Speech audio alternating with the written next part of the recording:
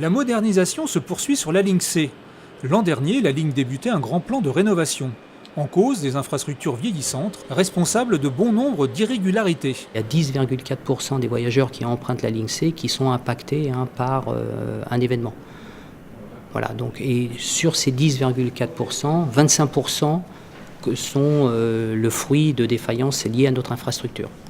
D'où l'importance d'engager un programme ambitieux en matière de régénération et de rajeunissement de ces composants. Au programme cette année, le renouvellement de 35 aiguillages et de 4,5 km de rails. Pour éviter la gêne, les travaux seront réalisés durant la nuit, l'été et les week-ends. Plus récente, la branche nord qui relie le Val d'Oise au centre de Paris sera moins impactée. Enfin, la ligne devrait retrouver peu à peu un nombre normal de trains, nombre perturbé depuis l'incendie au poste de circulation de Vitry en 2014. Le Val d'Oise est la branche nord de la ligne.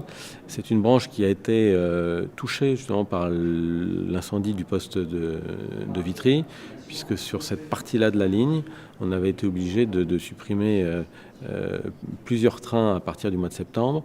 Et bonne nouvelle, depuis début février, on a remis 26 trains sur la branche nord de la ligne. Il reste encore quelques petites routes dessertes, mais on est revenu à une offre de transport très proche de la normale sur la partie nord de la ligne. Les travaux engagés cette année s'élèvent à 140 millions d'euros. Le grand plan de modernisation de la ligne C devrait prendre fin en 2020.